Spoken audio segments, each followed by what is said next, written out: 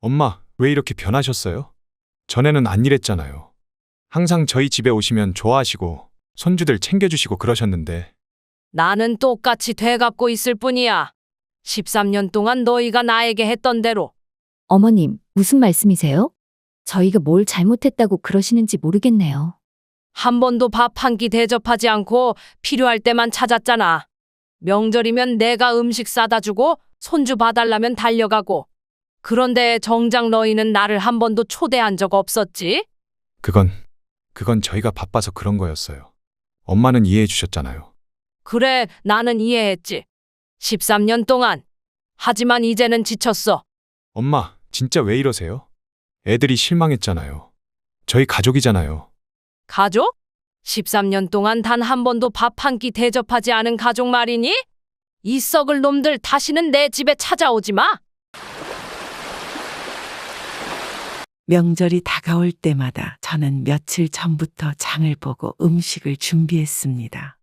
아이고, 어머님 또 이렇게 많이 준비하셨어요? 너무 고생하셨네요.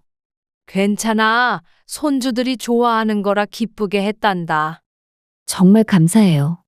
어머님 덕분에 저희가 편하게 명절 보내네요.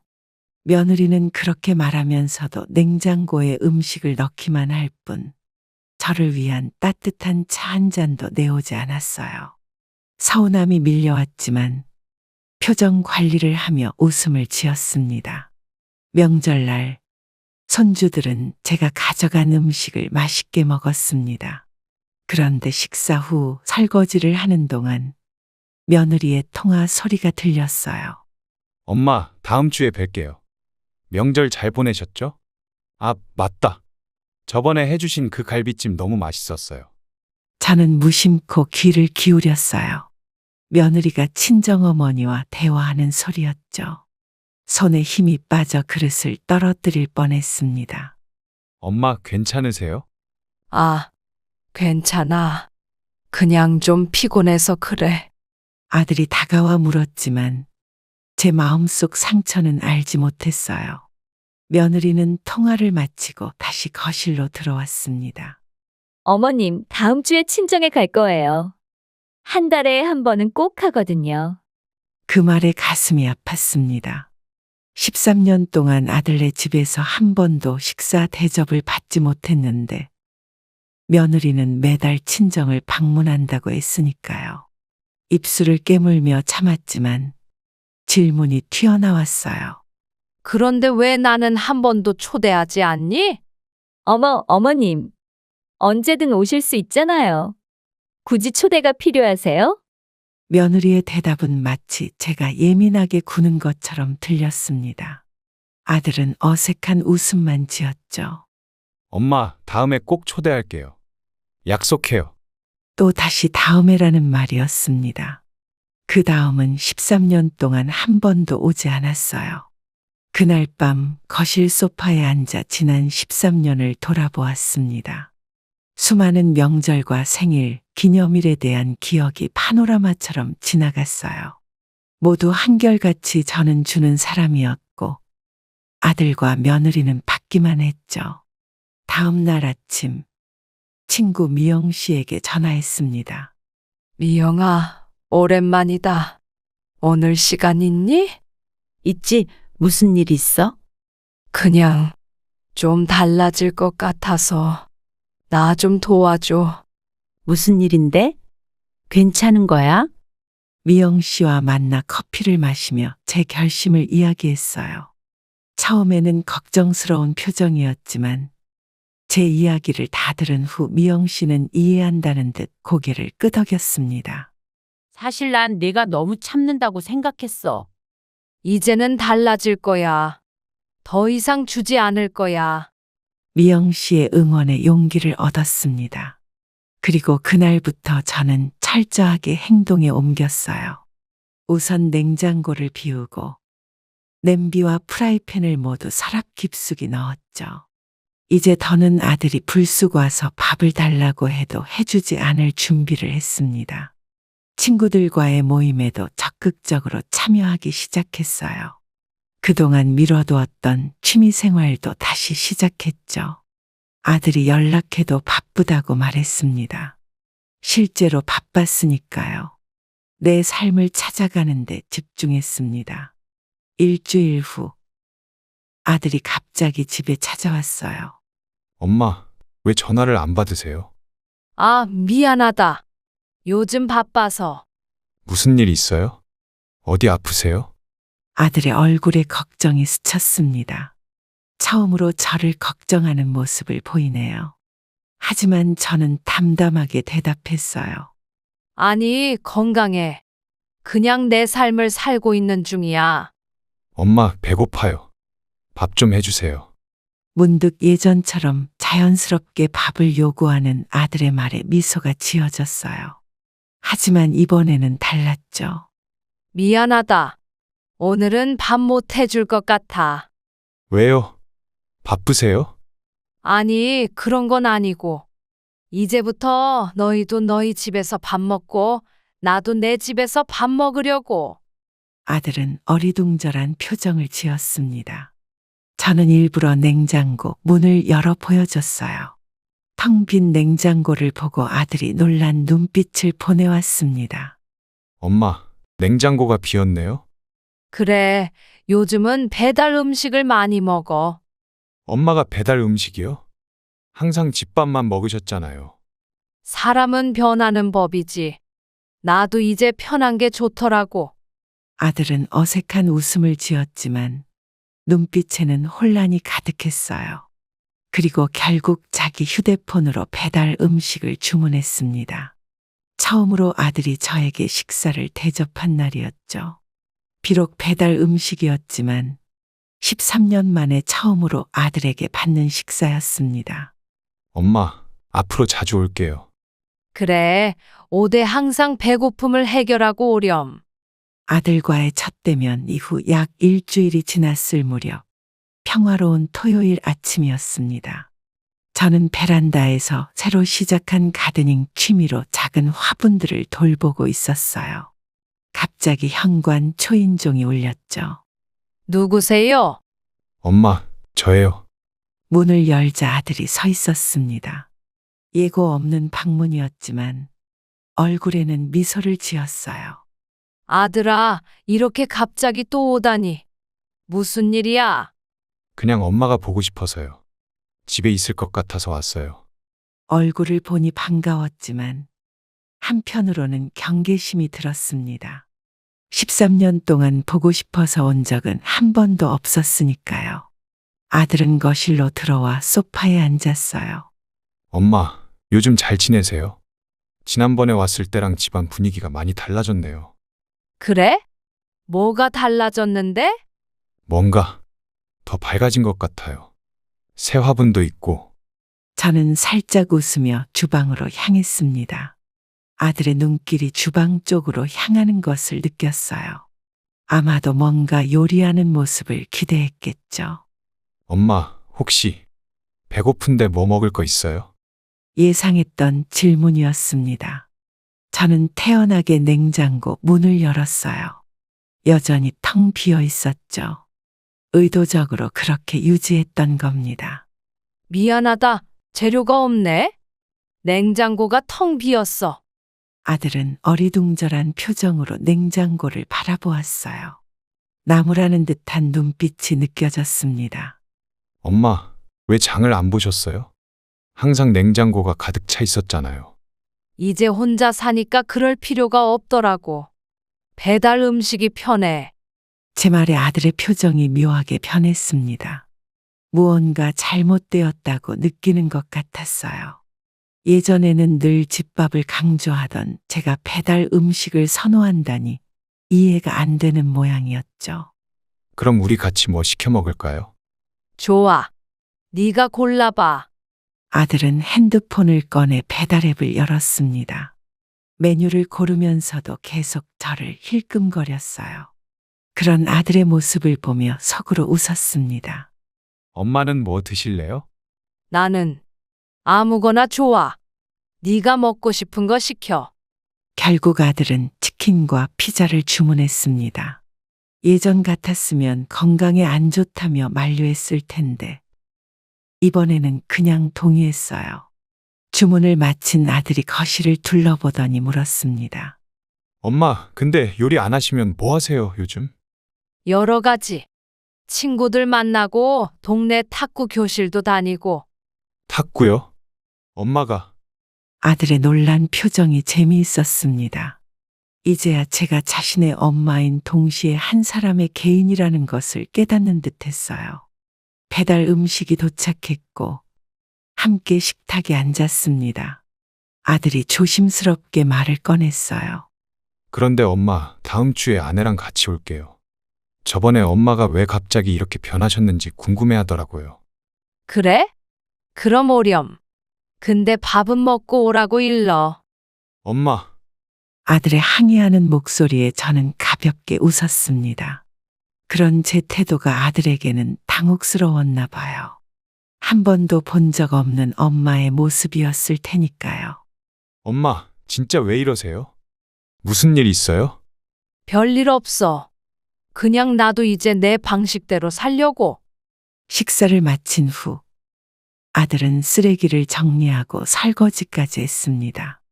한 번도 해본 적 없는 일이었을 텐데 어색하게나마 주방을 정리하는 모습이 새롭게 보였어요. 다음에 또 올게요, 엄마. 그래? 언제든 와. 대신 배고프면 먹을 거 사오고. 아들은 멋쩍게 웃으며 떠났습니다. 문이 닫히고 혼자 남자 깊은 숨을 내쉬었어요. 처음으로 아들에게 제 마음을 간접적으로나마 표현한 것 같았습니다. 어떠냐? 내 밥을 먹지 못하는 느낌이. 혼잣말을 하며 웃었습니다. 오랜 서운함이 조금은 해소되는 기분이 들었어요. 이제 시작이었죠. 일주일 뒤 주말 아침, 예상치 못한 방문객이 찾아왔습니다. 초인종 소리에 문을 열어보니 아들과 함께 손주 둘이 서 있었어요. 민준이는 8살, 서연이는 5살이었죠. 손주들이 반갑게 저를 보며 안겼습니다. 할머니, 어머, 우리 손주들. 이렇게 갑자기 오다니. 아들은 어색한 미소를 지으며 말했어요. 엄마, 잠깐 애들 좀 봐주실 수 있어요? 아내가 갑자기 친구 모임이 생겨서요. 갑작스러운 아이 돌봄 부탁. 예전 같았으면 당연히 받아들였을 상황이었죠. 하지만 지금은 달랐어요. 오늘 내가 탁구 수업이 있는데 아, 그래요? 언제 끝나는데요? 2시간 정도. 그런데 민준이랑 서연이는 먹을 거 먹었니? 손주들이 고개를 저었습니다. 아들은 조금 당황한 듯 했어요. 아침은 먹였는데 금방 또 배고프다고 해서요. 저는 의도적으로 한숨을 쉬었습니다. 아들의 표정에 변화가 생겼어요. 예전에는 이런 상황에서 바로 주방으로 가서 뭔가를 해주곤 했는데 이번에는 그러지 않았으니까요. 할머니 배고파요. 뭐 먹을 거 있어요? 서연이의 순진한 질문에 마음이 흔들렸지만 결심을 지켰습니다. 할머니 집에는 먹을 게 없단다. 냉장고가 텅 비었어. 민준이가 의아한 표정으로 물었어요. 왜요? 할머니 집 냉장고에는 항상 맛있는 거 많았잖아요. 이제 할머니도 배달 음식 시켜 먹어. 혼자 살면 그게 편하거든. 아이들은 어리둥절한 표정을 지었습니다. 아들은 점점 불편해 보였어요. 엄마, 애들이 배고프대요. 뭐 좀 해주세요. 제가 일부러 웃으며 대답했습니다. 어머, 나도 밥 안 해 먹고 배달 시켜 먹는데 애들이 먹고 싶은 거 시키면 되잖아. 아들의 눈이 커졌어요. 예상치 못한 반응이었겠죠. 손주들은 좋아했지만요. 치킨 먹고 싶어요. 피자도 먹고 싶어요. 아이들의 외침에 아들은 곤란한 표정을 지었습니다. 저는 소파에 앉아 태연하게 핸드폰을 들었어요. 그럼 시켜주렴. 요즘엔 앱으로 간단하게 주문할 수 있잖아. 엄마, 아들의 목소리에는 항의와 당혹감이 섞여 있었습니다. 예전 같았으면 냉장고 속재료로 뚝딱 손주들 입맛에 맞는 음식을 해냈을 텐데 지금은 태도가 완전히 달랐으니까요. 민준아, 서연아, 할머니랑 신나는 게임 할래? 아빠가 음식 시킬 동안. 아이들과 즐겁게 놀면서도 아들의 난처한 표정을 지켜봤습니다. 결국 그는 핸드폰으로 음식을 주문했어요. 배달이 오기까지 아이들과 보드게임을 하며 시간을 보냈죠. 할머니, 아빠가 시킨 치킨이랑 피자 맛있어요. 그래? 다행이구나. 음식을 먹은 후 서연이가 물었어요. 할머니, 오늘은 왜 쿠키 안 만들어요? 전에는 항상 만들어 주셨잖아요. 작은 질문에 마음이 아렸습니다. 하지만 흔들리지 않았어요. 오늘은 쿠키 재료가 없단다. 다음에 니네가 재료 사오면 함께 만들자. 아들의 표정이 어두워졌습니다. 저의 변화가 손주들에게까지 영향을 미치는 것을 보며 잠시 죄책감이 들었어요. 하지만 이내 마음을 다잡았습니다. 이것은 13년 동안의 일방적인 관계에 대한 작은 반격일 뿐이었으니까요. 엄마, 진짜 왜 이러세요? 애들이 실망했잖아요. 너희 집에서도 애들에게 항상 해주는 건 아니잖아. 할머니도 가끔은 쉴 권리가 있잖니. 당황한 아들의 표정을 보며 말을 이었습니다. 할머니도 너희 부모님처럼 할게. 따로 살면서 각자 밥 먹는 거야. 손주들은 그 말의 의미를 완전히 이해하지 못했지만 아들의 얼굴은 창백해졌어요. 오후 내내 아이들과 놀아주며 즐거운 시간을 보냈지만 아들은 내내 불편한 듯 했습니다. 엄마, 저희 이제 가볼게요. 그래, 조심해서 가렴. 아이들이 떠나고 나서 조용한 집에 혼자 남았습니다. 조금 마음이 아팠지만 동시에 해방감도 느꼈어요. 지금까지 너무 많은 것을 일방적으로 주기만 했던 제 자신에게 이제는 그만이라고 말할 수 있는 용기가 생겼으니까요. 할머니, 다음에 또 올게요. 서연이의 마지막 인사가 귓가에 맴돌았습니다. 명절이 가까워지자 예전처럼 장을 보러 시장에 나갔습니다. 그런데 이번에는 무언가가 달랐어요. 평소처럼 산더미 같은 식재료를 사지 않고 저 혼자 먹을 양만 구입했죠. 집에 돌아와 음식을 준비하면서도 마음이 편했습니다. 이제 정말 내 목만 챙기는구나. 혼잣말을 하며 웃었어요. 유부초밥과 단호박 샐러드 등 간단한 음식만 준비했습니다. 예전에는 명절 준비로 며칠을 고생했지만 이번에는 단 하루면 충분했어요. 명절 전날 며느리에게서 문자가 왔습니다. 어머님, 올해도 음식 좀 싸주실 거죠? 특히 어머님 잡채는 정말 맛있어서 애들이 기다리고 있어요. 그 문자를 읽는 순간 웃음이 나왔어요.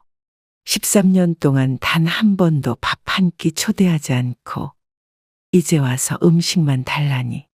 하지만 예전처럼 화를 내거나 서운해하지 않았습니다. 담담하게 답장을 보냈어요. 미안하다. 올해는 음식 준비 안 했어. 곧바로 아들에게서 전화가 왔습니다. 엄마, 뭐라고요? 명절 음식 안 하셨다고요? 그래, 올해는 내가 집에 좀 쉬려고. 엄마, 항상 하셨잖아요. 갑자기 왜 이러세요? 아들의 목소리에는 당혹감이 가득했어요. 저는 차분하게 대답했습니다.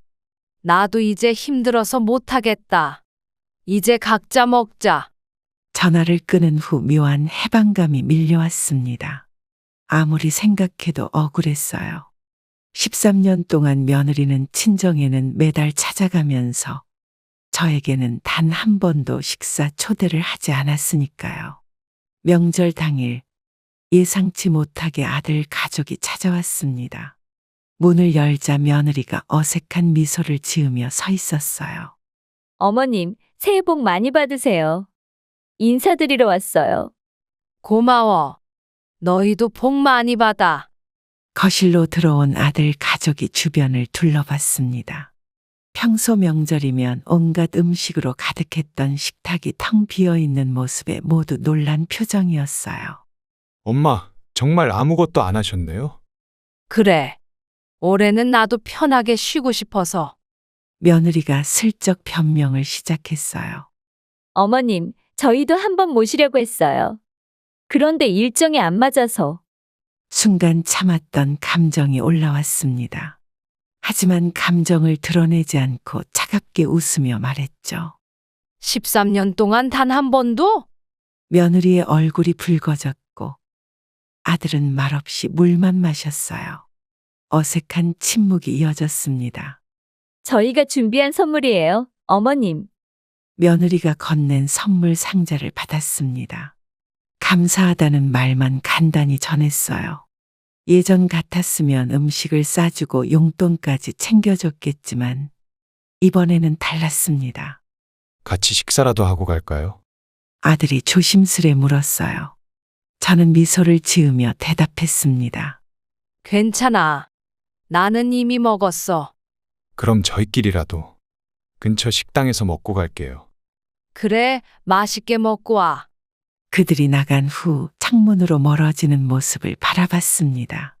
아들이 뭔가 항의하듯 말하는 모습, 며느리가 어깨를 으쓱하며 대답하는 모습이 보였어요.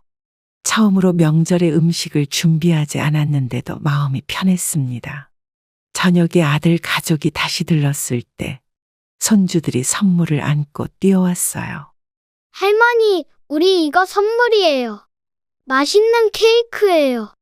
고마워, 우리 손주들. 케이크를 받으며 눈시울이 뜨거워졌지만 이내 마음을 다잡았습니다. 이것은 제 스스로를 위한 작은 투쟁이었으니까요. 엄마, 저희 이제 가볼게요. 다음에는 꼭 저희 집에 모시겠습니다. 아들의 말에 또 다시 웃음이 나왔습니다. 13년 동안 들어온 똑같은 말이었으니까요. 그래, 다음에. 그들이 떠난 후 케이크 한 조각을 접시에 담아 창가에 앉았습니다. 이번 명절은 달랐어요. 처음으로 제 자신을 위한 시간을 가졌고 그동안의 억울함에서 한 발짝 벗어난 느낌이었습니다. 이제 시작이구나. 창밖으로 보이는 밤하늘의 별을 바라보며 미소 지었어요. 명절 후 약 일주일이 지난 토요일 오후 며느리에게서 전화가 왔습니다. 평소와 달리 목소리가 상냥했어요. 뭔가 의도가 있겠구나 싶었죠. 어머님, 안녕하세요? 잘 지내고 계세요? 응, 잘 지내고 있어. 무슨 일이니? 다음 주 일요일에 시간 되시면 저희 집에 오실래요? 제가 음식 준비할게요. 순간 귀를 의심했습니다. 13년 만에 처음으로 식사 초대를 받은 거였으니까요. 머릿속에 여러 생각이 스쳐 지나갔어요. 갑자기 왜? 그동안 제가 너무 무심했던 것 같아서요. 명절 때 어머님 모습을 보니 마음이 아팠어요. 전화기 너머로 들려오는 며느리의 말에 웃음이 나왔습니다. 제 변화가 효과가 있었나 봐요. 하지만 그동안의 서운함이 하루아침에 사라질 리 없었죠. 고맙지만 다음에 하자. 이번 주말에는 친구들과 약속이 있어. 아, 그러세요? 그럼 언제 시간 되실까요? 글쎄, 나도 요즘 바빠서. 시간 나면 연락할게. 전화를 끊고 난 후 복잡한 감정이 밀려왔습니다. 사실 이번 주말에는 특별한 약속이 없었어요. 하지만 13년 동안 기다렸던 초대를 이제 와서 받고 싶지 않았던 거죠. 다음 날 아들이 직접 찾아왔습니다. 문을 열자 민망한 표정을 짓고 있었어요. 엄마, 커피 한잔 할까요? 거실에 앉아 커피를 마시며 아들이 조심스럽게 말을 꺼냈습니다. 엄마, 사실 어제 아내가 전화드렸다고 하더라고요. 그랬지. 왜 거절하셨어요? 저희가 진심으로 모시고 싶은데. 마음속에서 웃음이 나왔습니다. 진심이라고요? 13년 동안 한 번도 없었던 진심이 갑자기 생겨났다는 건가요? 아들아, 솔직히 말해봐. 왜 갑자기 나를 초대하려는 거니? 아들이 머뭇거리다 대답했어요. 그냥 요즘 엄마가 많이 변하셔서요. 저희가 뭔가 잘못한 것 같고, 13년 동안 단 한 번도 밥 한 끼 초대하지 않은 게 이제야 생각났구나. 제 말에 아들의 얼굴이 붉어졌습니다. 그래도 솔직하게 이야기를 나누는 것이 좋았어요. 엄마, 저희도 한 번 모시려고 했어요. 그런데 매번 뭔가 일이 생겨서. 13년 동안 단 한 번도? 이 질문에 아들은 대답하지 못했습니다. 저는 커피잔을 내려놓으며 부드럽게 말했어요. 너희 집에 가면 며느리는 어떤 음식을 준비할 거라고 하던. 아내가 특별히 소고기 갈비찜을 해드리고 싶다고 하더라고요. 엄마가 좋아하시는 거잖아요. 그래? 내가 소고기 갈비찜을 좋아하는지 어떻게 알았지? 한 번도 물어본 적 없었는데. 아들이 당황한 표정을 지었습니다. 며느리가 제 취향을 알 리 없었으니까요. 13년 동안 단 한 번도 제게 뭘 좋아하는지 물어본 적이 없었으니까요. 아, 그러게요. 제가 아내에게 잘못 말했나 봐요. 부끄러운 표정의 아들을 보며 마음이 약간 아팠습니다. 하지만 이제는 달랐어요. 더 이상 참고 이해하기만 하는 엄마가 아니었으니까요. 아들아, 너희가 나를 초대하고 싶다면 진심으로 그래야지. 나를 걱정해서가 아니라 뭔가 변했다고 느껴서 초대하는 건 의미가 없어. 엄마, 내가 거절한 건 바빠서가 아니야. 너희의 진심이 느껴지지 않아서 그래. 아들이 고개를 숙였어요. 처음으로 제 마음을 솔직하게 표현한 것 같았습니다. 그동안 억누르고 참았던 감정들이 자연스럽게 흘러나왔어요. 알아요, 엄마. 저희가 많이 무심했죠. 특히 제가. 이제 와서 미안하다고 하는 건 의미 없어. 행동으로 보여줘. 아들은 잠시 침묵했다가 고개를 들었습니다. 엄마가 원하시는 게 뭐예요? 저희가 어떻게 하면 될까요? 내가 원하는 건 진심이야. 서로 진심으로 대하는 거. 내가 필요할 때만 찾지 말고. 대화를 마치고 아들이 돌아간 후 창가에 서서 그의 뒷모습을 바라봤습니다. 어깨가 처진 모습이 약간 안쓰러웠지만 이런 대화가 필요했던 거예요. 그동안 진실된 대화 없이 겉으로만 화목한 척했으니까요. 며느리가 다시 연락해 왔습니다. 이번에는 문자였어요. 어머님, 정말 죄송합니다. 그동안 많이 무심했네요. 언제든 시간 되실 때 연락 주세요. 제가 정성껏 준비하겠습니다. 문자를 읽고 미소 지었습니다. 비로소 조금씩 변화가 시작되는 것 같았어요. 진심이면 좋겠구나. 평화로운 수요일 아침. 차 한 잔을 마시며 창밖 풍경을 바라보고 있는데 갑자기 전화벨이 울렸습니다.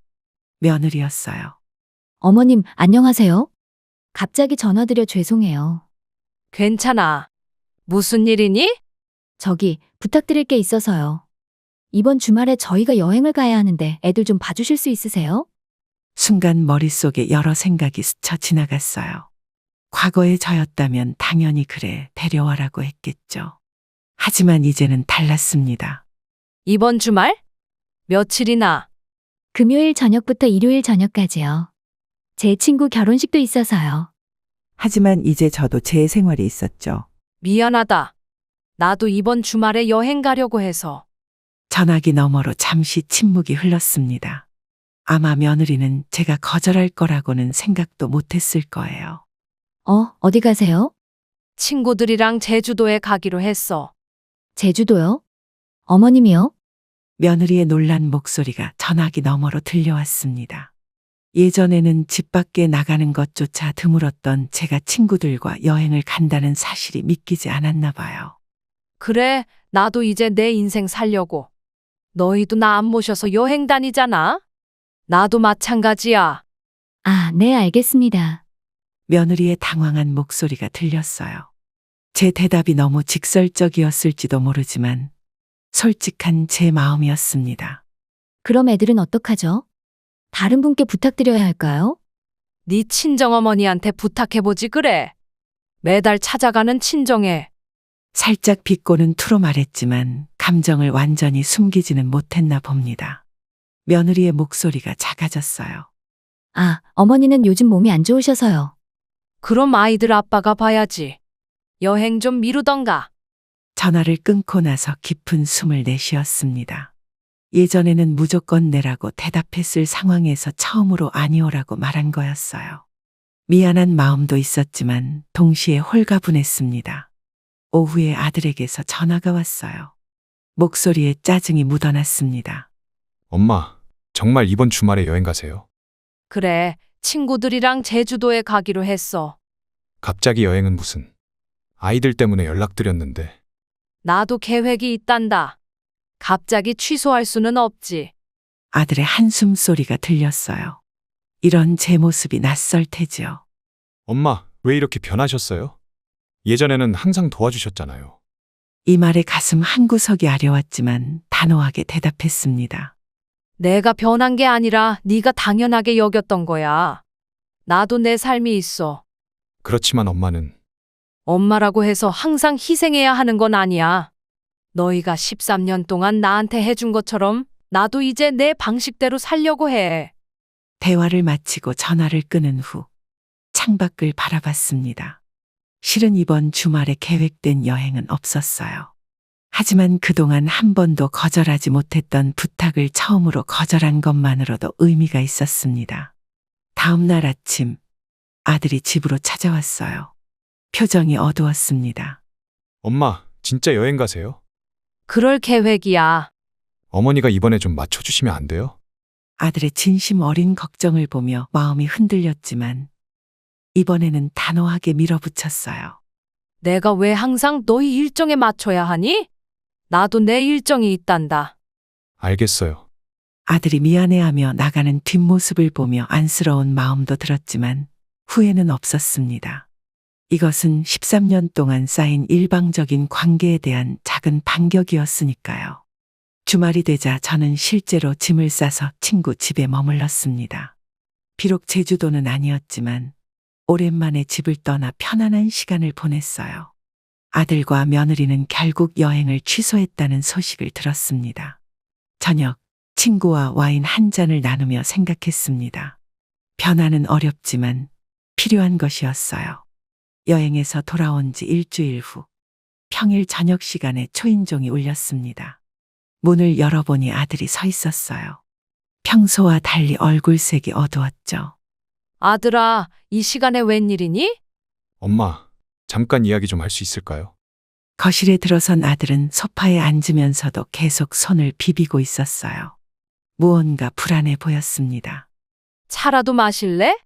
아니요, 괜찮아요. 차를 권하는 제 말을 급하게 거절하는 모습이 이상했어요. 무슨 일인지 궁금했지만 아들이 먼저 말을 꺼내길 기다렸습니다. 엄마, 사실은 급한 일이 생겼어요. 무슨 일인데? 회사에서 갑자기 문제가 생겨서 돈이 좀 필요해졌어요. 아들의 말에 가슴이 철렁 내려앉았습니다. 예전에도 몇 번 돈 문제로 찾아온 적이 있었지만 그때마다 도와줬어요.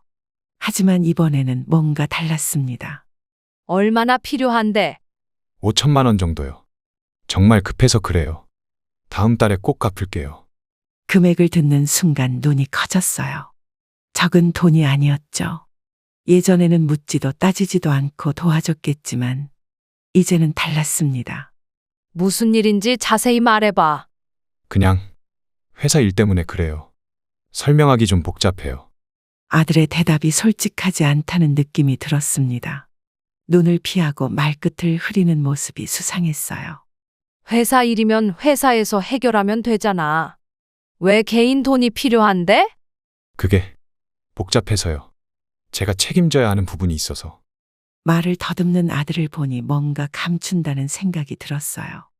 13년 동안 아들이 저에게 솔직했던 적이 얼마나 있었나 생각해보니 마음이 차가워졌습니다. 아들아, 솔직히 말해봐. 정말 회사 일 때문이니? 아들이 잠시 침묵하다가 고개를 숙였어요. 사실 투자했던 돈을 좀 잃어서요. 빚이 생겼어요. 투자? 어디에? 주식이랑 다른 것들도 좀. 아들의 고백에 마음이 복잡해졌습니다.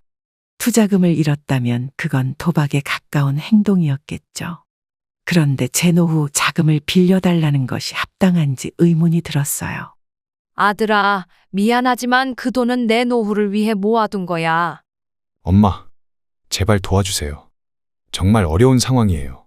아들의 간절한 눈빛에 마음이 흔들렸지만 이제는 다르게 생각했습니다. 이것은 단순한 도움의 문제가 아니었어요. 제 노후와 아들의 미래가 걸린 문제였죠. 내 돈은 이제 내 노후를 위해 쓸 거야. 내가 투자로 잃은 돈을 왜 내가 메워줘야 하니? 엄마, 저 정말 어려운 상황이라고요. 그럼 은행에서 대출 받으면 되잖아. 왜 하필 나한테 와? 아들의 표정이 굳어졌어요. 제 말이 너무 냉정하게 들렸을지도 모르겠습니다. 하지만 이제는 아들도 어엿한 성인이었고 자신의 결정에 책임을 져야 했어요. 엄마가 이럴 줄은 몰랐어요. 예전에는 항상 도와주셨잖아요. 그래, 예전에는. 하지만 이제는 달라. 너도 며느리도 나한테 진심으로 대한 적 없잖아. 13년 동안 단 한 번도 밥 한 끼 대접하지 않은 너희에게 왜 내가 노후 자금을 빌려줘야 하지?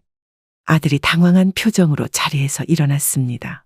화가 난 것 같았어요. 알겠어요. 죄송합니다.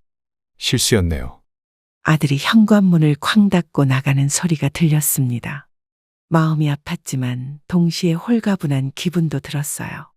이제야 제 자신을 위한 결정을 내린 것 같았거든요. 그날 밤 며느리에게서 문자가 왔습니다. 어머님, 오늘 남편이 찾아갔다고 들었어요. 정말 죄송합니다. 저희가 잘못했어요. 문자를 읽고 있는데 전화벨이 울렸어요. 아들이었습니다. 엄마, 아까는 제가 너무했어요. 정말 죄송해요. 괜찮아. 엄마도 냉정했던 것 같구나. 그래도 엄마 말씀이 맞아요. 제가 책임져야 할 문제예요. 다른 방법을 찾아볼게요. 전화를 끊고 깊은 숨을 내쉬었습니다. 아들이 자신의 실수를 인정하고 책임을 지려는 모습에 약간의 희망이 보였어요. 비록 어려운 대화였지만 필요한 과정이었던 것 같았습니다. 이제야 제대로 된 관계가 시작되는 걸까? 돈 문제로 아들과 불편한 상황을 겪은 후 약 한 달이 흘렀습니다. 아침 일찍 거실 청소를 하고 있는데 갑자기 전화벨이 울렸어요. 며느리였습니다. 어머님, 안녕하세요? 잘 지내고 계세요? 응, 잘 지내고 있어. 무슨 일이니? 그냥요. 요즘 어머님 건강은 어떠세요? 밥은 잘 챙겨 드시고 계시죠? 며느리의 갑작스러운 안부 인사에 의아했습니다. 13년 동안 이런 전화는 처음이었으니까요. 전화 너머로 들리는 억지스러운 친절함이 어색하게 느껴졌어요. 나야 늘 그렇지 뭐. 별일 없어. 어머님, 혹시 이번 주말에 시간 되세요?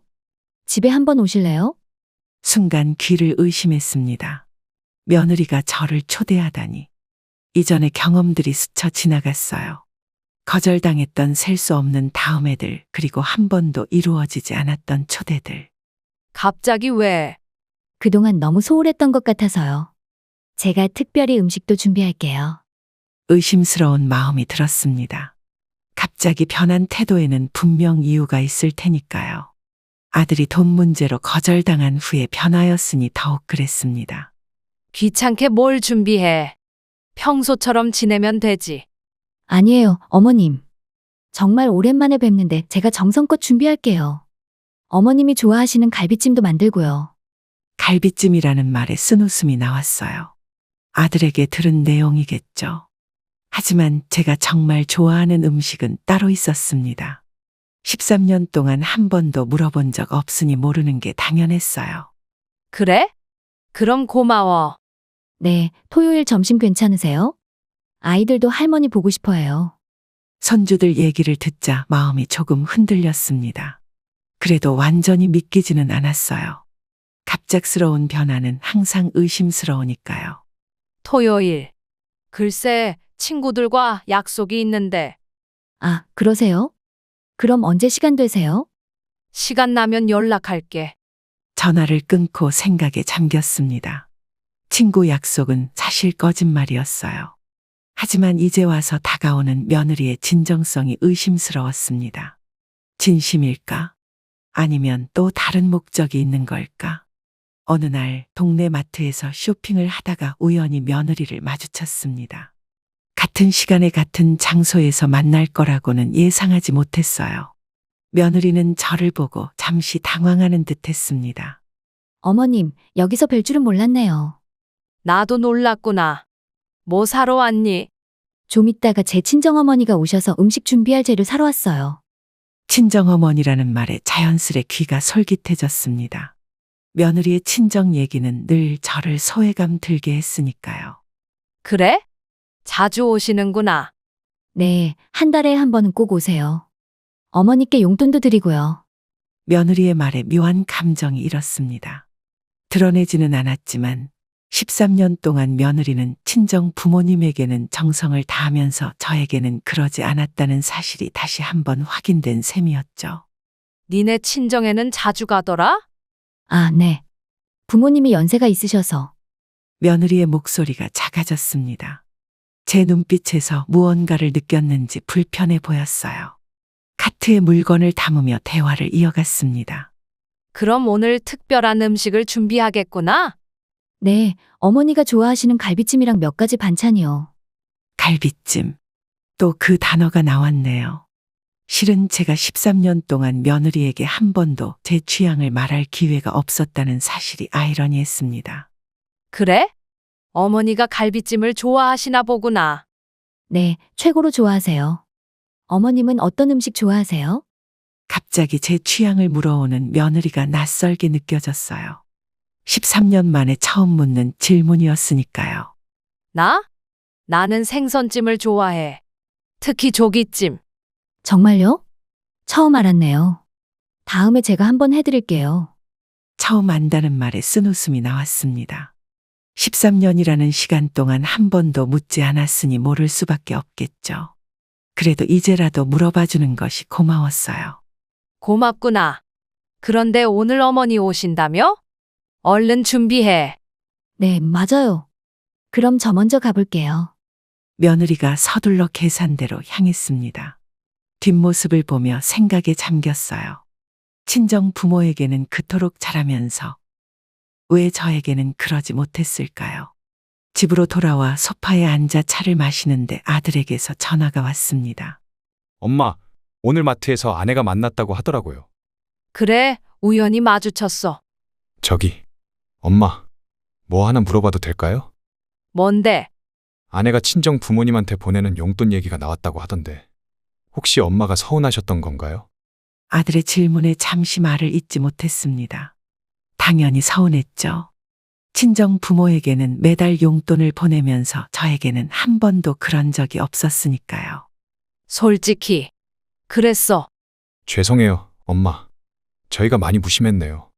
사실 저도 아내가 친정에만 신경 쓰는 것 같아서 가끔 말했거든요. 그랬구나. 이제부터는 엄마한테도 매달 용돈 드릴게요. 그리고 자주 찾아뵐게요. 갑작스러운 아들의 제안에 고개를 저었습니다. 이제 와서 돈을 받고 싶지는 않았어요. 진심 어린 관심과 애정이 더 중요했으니까요. 돈은 필요 없어. 진심으로 대해주는 게 더 중요해. 알겠어요, 엄마. 그럼 이번 주말에 저희가 찾아뵐게요. 어떠세요? 그래, 기다릴게. 전화를 끊고 창밖을 바라봤습니다. 딸처럼 생각했던 며느리가 친정 부모에게만 잘하는 모습이 13년간 상처로 남아 있었지만 이제는 그 상처가 조금씩 아물어가는 것 같았어요. 저녁에 며느리에게서 문자가 왔습니다. 어머님, 오늘 마트에서 뵙고 많은 생각을 했어요. 정말 죄송합니다. 다음 주에 어머님이 좋아하시는 조기찜 해드릴게요. 문자를 보며 미소 지었습니다. 변화는 천천히 오고 있었어요. 서로 이해하는 시간이 필요한 거구나. 혼잣말을 하며 답장을 보냈습니다. 갑작스런 복통의 병원을 찾았습니다. 의사 선생님은 스트레스성 위장염이라고 진단했어요. 평소보다 심하다며 하루 입원해서 관찰하자고 말씀하셨죠. 처음에는 거절하려 했지만 통증이 생각보다 심해서 결국 입원하기로 했습니다. 혹시 가족에게 연락할 분 있으세요? 아, 네. 제가 할게요. 입원 준비하실 동안 간호사가 도와드릴 거예요. 너무 걱정 마세요. 의사 선생님이 나가고 잠시 망설였어요. 아들에게 연락해야 할지 고민했지만 이런 일로 귀찮게 하고 싶지 않았습니다. 그동안 몸이 아파도 혼자 해결하는 법을 배웠으니까요. 병실에 누워 천장을 바라보며 생각에 잠겼습니다. 사실 며느리나 아들에게 연락하면 달려올까? 아니면 또 다른 핑계를 대겠지. 결국 친구 미영 씨에게 전화했어요. 미영아, 나 잠깐 병원에 입원했어. 뭐? 무슨 일이야? 어디야? 지금 갈게. 친구의 걱정하는 목소리에 눈물이 나올 뻔했습니다. 가족보다 더 가족 같은 친구가 있어 다행이었어요. 통화를 마치고 누워있는데 병실 문이 열렸습니다. 간호사였어요. 환자분, 보호자분 안 오세요? 입원 수속을 해야 하는데. 친구가 곧 올 거예요. 가족은요? 그냥 친구한테 부탁했어요. 간호사의 물음에 답하며 쓸쓸함이 밀려왔습니다. 나이 들어 아플 때 가족이 없다는 건 참 서글픈 일이었어요. 13년간 저는 아들 가족에게 항상 달려갔는데 이제 제가 아프니 가족은 어디에도 없었죠. 미영 씨가 도착해 입원 수속을 도와주었습니다. 그녀의 따뜻한 배려가 고마웠어요. 하지만 마음 한구석에는 아들에게 연락하지 않은 것에 대한 죄책감도 있었죠. 가족한테는 연락 안 했어. 아니, 귀찮게 하고 싶지 않아서. 괜히 그러지 말고 연락해. 아들이 알면 서운해할 거야. 미영 씨의 말에 고개를 저었습니다. 이제는 기대하지 않는 게 마음 편했으니까요. 하루쯤 혼자 있어도 괜찮았어요. 다음 날 아침, 의사 선생님이 회진을 왔습니다. 상태가 호전되어 퇴원해도 된다고 하셨어요. 짐을 정리하고 있는데 병실 문이 열렸습니다. 아들이었어요. 엄마, 아들아? 어떻게? 미영 이모가 연락해줬어요. 왜 저한테 말씀 안 하셨어요? 아들의 얼굴에는 걱정과 원망이 섞여 있었습니다. 그런 표정을 본 지 오래됐어요. 별일 아니라서. 이제 퇴원하려고 했어. 그래도 말씀해 주셨어야죠. 엄마가 아프신데 어떻게 혼자 계세요? 예전에는 이런 반응을 기대했을지 모르지만 지금은 오히려 어색했습니다. 13년 동안 한 번도 보여주지 않았던 모습이었으니까요. 이제 와서 기대하지 말라고 했잖아. 엄마, 정말 죄송해요. 제가 너무 무심했어요. 아들이 내 손을 잡았습니다. 오랜만에 느끼는 아들의 따뜻한 손길에 마음이 약해졌어요. 이제 다 나았으니까 걱정 마. 집에 가면 돼. 안 돼요. 오늘부터 엄마 우리 집에서 좀 계세요. 제가 간병할게요. 갑작스러운 제안에 당황했습니다.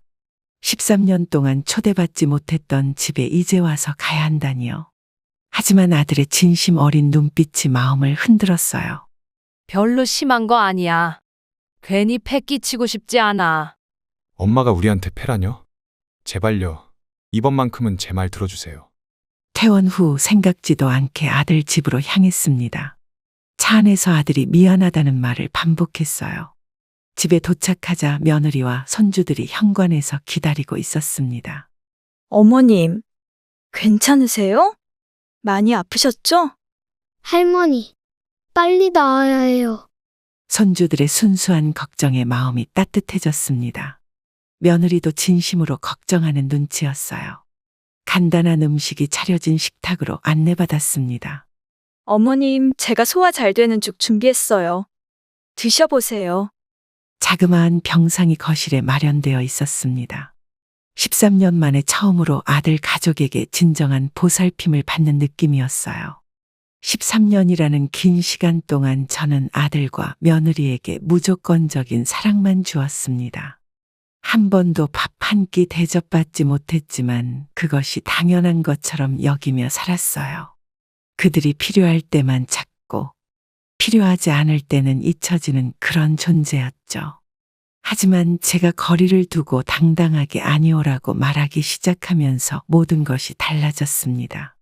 처음에는 두려웠어요. 아들 가족을 잃게 될까봐, 손주들과 멀어질까봐 걱정했죠. 하지만 결과는 정반대였습니다. 제가 저 자신을 소중히 여기자 오히려 아들과 며느리는 저를 더 존중하기 시작했어요. 진정한 사랑은 서로를 독립적인 인격체로 존중하고 건강한 경계를 유지하는 것이에요. 자식이라고 해서 무조건 참고 주기만 하는 것은 오히려 관계를 망치는 지름길이었습니다. 저는 이제 제 삶의 주인공으로 당당하게 살아갑니다. 그것이 결국 자식에게도 더 나은 본보기가 되고 더 건강한 관계를 만드는 밑거름이 됩니다. 그럼 오늘도 행복한 하루 되시길 기원하겠습니다. 감사합니다.